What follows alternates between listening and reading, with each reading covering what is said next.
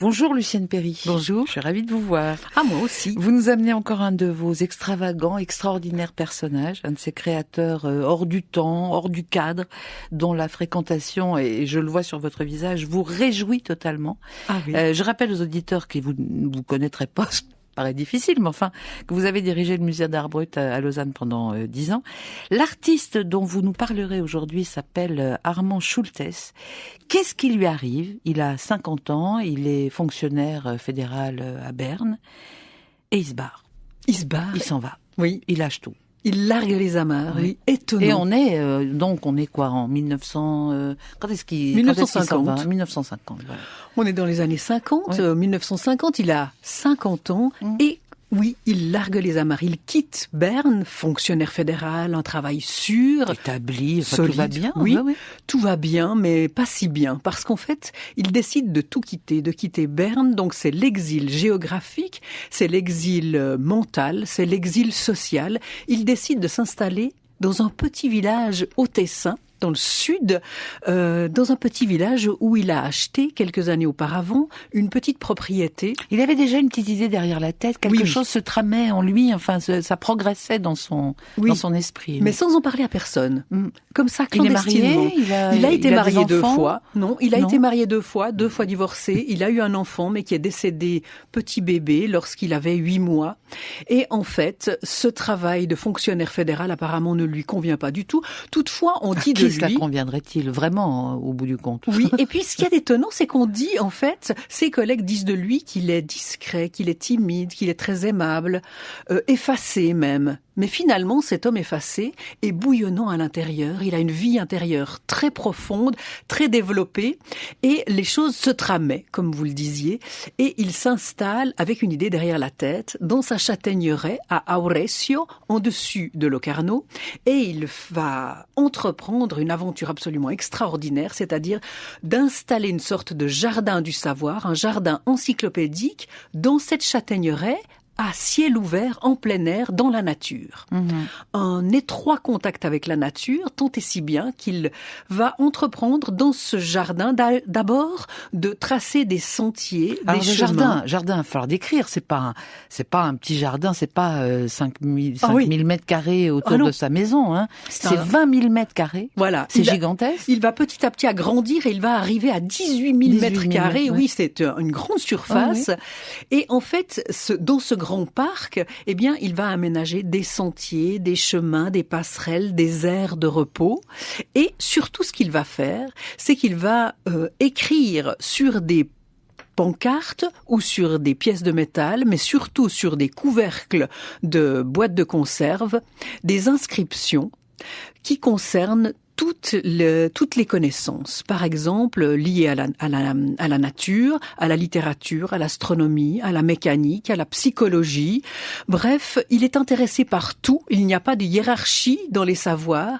La cuisine est tout aussi importante que la parapsychologie, qu'elle est aussi elle-même tout aussi importante que les mathématiques. Et en fait, il va utiliser des objets de 3 fois rien, comme je vous le disais, des couvercles de boîtes de conserve.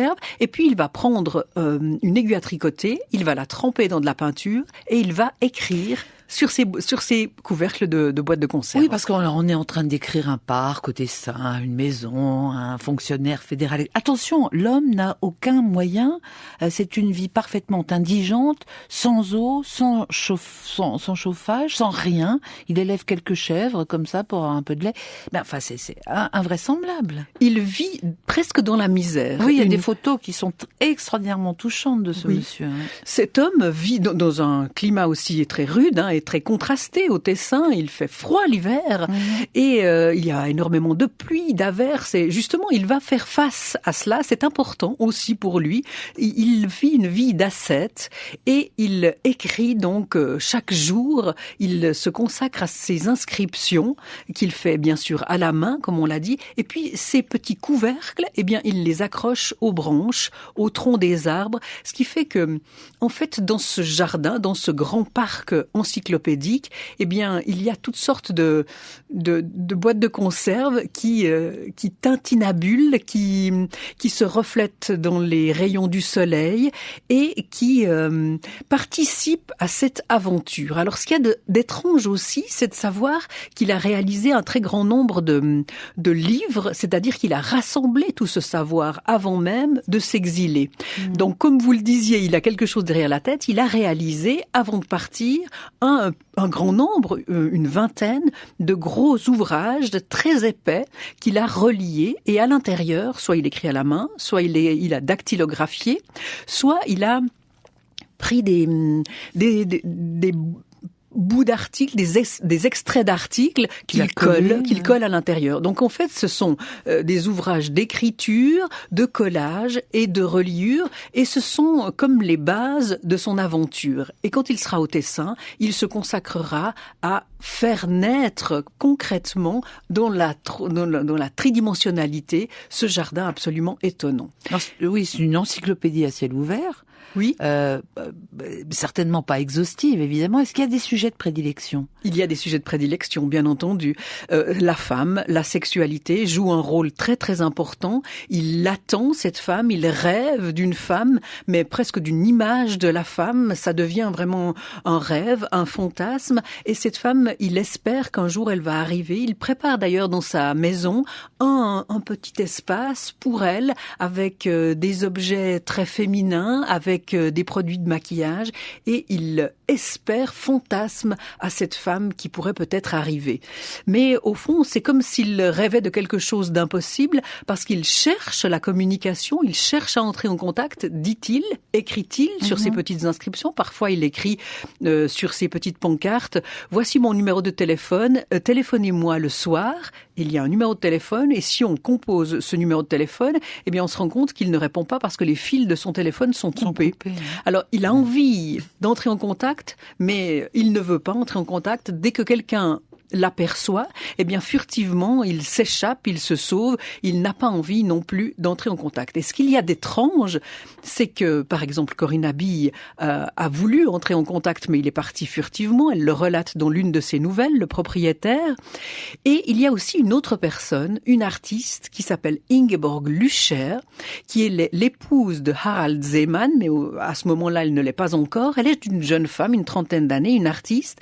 Elle a entendu parler de lui, et elle va vouloir entrer en contact avec lui. Elle se rend dans ce jardin, dans ce parc. Elle essaye de le rencontrer, mais lui s'échappe tout le temps. Elle renouvelle ses rencontres, ses rencontres espérées, pendant 9 mois. Elle apporte de la nourriture, elle apporte beaucoup de boîtes de conserve, justement, beaucoup de revues, de magazines. Il sait que c'est elle qui lui apporte toutes ces choses-là. Et au bout de 9 mois, il va accepter d'entrer en contact. Et elle va le voir chaque semaine et elle va recueillir des tas d'informations, des sortes d'interviews qu'elle fera comme ça sur le vif, dans le jardin. Et puis, rentrer à la maison, elle écrira tout. Et dans la publication qui paraît aujourd'hui, à l'occasion de cette exposition qui a lieu à Lugano, eh bien, il y a l'interview entre guillemets, les propos recueillis plutôt de Ingeborg Lüscher, de ce Armand Schultes que personne, sauf elle, n'a pu rencontrer. Est-ce qu'il appartient, est-ce que, à vous qui les fréquentez, qui les aimez tant, ces artistes bruts, parfois atteints de troubles mentaux plus ou moins accentués, parfois enfermés dans des institutions pour malades mentaux, bref, qui ont des vies assez complexes, est-ce qu'il appartient complètement à cet univers de l'art brut ? Oui, il appartient complètement. C'est un auteur d'art brut à part entière. D'ailleurs, plusieurs de ses œuvres sont conservées à la collection de l'art brut. Donc, plusieurs ont été empruntées pour cette exposition à Lugano, au musée d'art cantonal.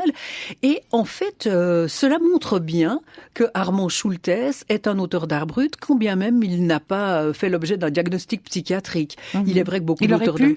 Non, je ne crois pas. Enfin, posthume, je trouve que c'est difficile. Vous ne voulez jamais savoir s'ils sont fous ou pas, c'est pas la question. Voilà, d'ailleurs. C'est ça. Exactement. Ça montre bien que l'art brut, eh bien, on ne le détermine pas selon le degré de santé mentale ou de maladie mentale. On voit que, comme Armand Schultes et comme beaucoup d'autres, ce sont des personnes qui ont été exclues ou qui se sont senties exclues ou qui se sont exclues et qui ont donné libre cours à un délire absolument extraordinaire, une invention folle, démesurée, et se sont lancés à corps perdu avec une ténacité, avec une envie d'y aller à corps perdu. Quelque chose de dévorant, en fait. C'est 20 ans de son existence. Quelque chose de dévorant. Ouais. Et puis, comme on le disait, vivre dans l'indigence, vivre dans des conditions ascétiques, par exemple, et il avait des chèvres, effectivement, mais lorsqu'il devait aller se nourrir, eh bien, il se déplaçait jusqu'à Locarno, une dizaine de kilomètres, et puis retour, à pied. Donc, cette participation de son corps, et chaque jour aussi, il était dans son jardin pour ajouter des petites plaques, eh bien, cette participation de son corps, je crois qu'elle fait partie aussi de cette démarche. Il y a aussi une envie de se lancer physiquement. C'est presque athlétique. Ça fait penser d'ailleurs à certains philosophes de l'Antiquité grecque qui cultivaient leur jardin au sens propre comme au sens figuré, avec dans des conditions physiques difficiles, comme si le corps devait aussi participer à cette ascèse. Oui, philosophe grec ou père du désert, enfin, la collection des présences au monde comme ça, assez étrange et très longue. On le retrouve mort en 1972, on le retrouve mort dans son jardin, on ne sait pas, hein, il est tombé, enfin, on n'en sait rien. Et catastrophe, la famille et le canton du Tessin vont détruire l'œuvre, détruire le jardin, mais pourquoi ? En fait, il semble que les héritiers et les autorités tessinoises n'aient pas compris, n'aient pas perçu, n'aient pas senti qu'il s'agissait là d'une création. D'une création à part entière.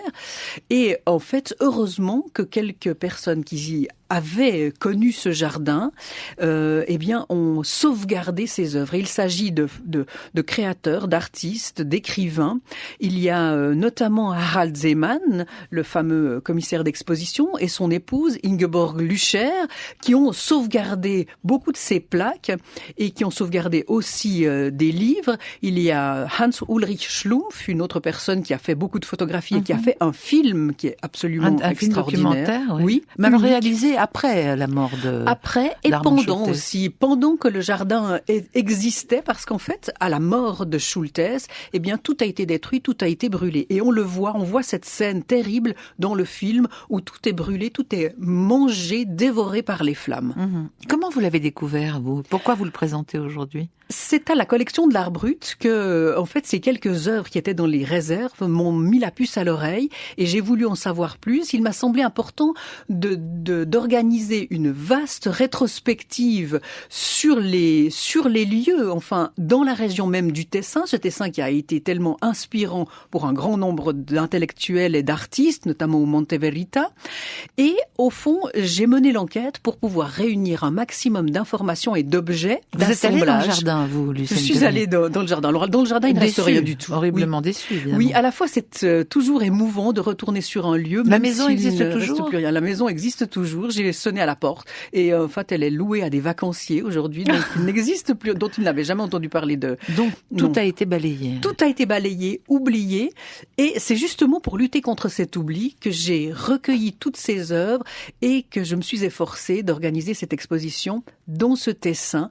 Et je voyais au vernissage, en tout cas, que beaucoup de personnes avaient bien entendu parler de Armand Schultes, avaient entendu parler de cette création étonnante dans le jardin, en plein air, dans une châtaigneraie, mais n'en savaient pas vraiment assez pour porter un jugement. Donc, ils découvraient ce qu'il s'était passé à quelques battements d'ailes de là où ils habitent, par exemple. Et pourtant, il y avait des gens, vous l'avez dit, comme Corinne Aby ou Max Frisch, qui étaient assez fascinés par le travail, par l'œuvre d'Armand Schultes. Et puis Gérald Minkoff, le photographe genevois, lui aussi avait fait des photos. Donc dans cette exposition, on voit des objets, des assemblages, mais aussi beaucoup de photographies qui nous fait plonger dans ce jardin. On essaye dans l'exposition, avec la scénographe Sarah Nedir, on essaye de donner la sensation de ce jardin. On ne l'a pas reproduit, on n'a pas voulu en faire une copie conforme. On n'a pas mis d'arbres. Non, voilà, on n'a pas mis d'arbres ni de feuilles, mais en fait, par de multiples moyens muséographiques, on donne la sensation de ce jardin absolument extraordinaire. Ben voilà, aux auditeurs qui ont envie d'échapper au froid qui nous menace, là, l'exposition est installée au musée d'art de la Suisse italienne, c'est au Massy, à Lugano, c'est jusqu'au 19 juin. Oui, encore 2 mois. Oui. Et puis il y a un très joli catalogue qui nous présente donc quelques photographies, à la fois du personnage, des photos qui viennent d'où? Des photos qui ont été faites notamment par Ingeborg Lüscher, par Gerald Minkoff, des photos qui parfois sont inédites et qui nous montrent l'œuvre, cette œuvre absolument étonnante, et puis aussi l'homme. Donc l'homme et l'œuvre sont présents dans ce catalogue qui a paru dans cette édition de Bellinzone à Sotto Scala. Je trouve que c'est un petit objet qui accompagne de manière adéquate cette exposition, avec ce témoignage absolument fou de Schulthess, traduit pour la première fois en français. Donc, on a accès à cet homme et à cette démarche qu'il a habité, cette manière de tourner le dos à cette vie frénétique et de s'ouvrir à ce monde absolument désarçonnant et délirant. Vanillin wird in großen Mengen synthetisch hergestellt. Voilà. Ce sera la conclusion. Sur la vanille. Merci Lucienne Perry. Jusqu'au 19 juin donc à Lugano. Merci. Merci.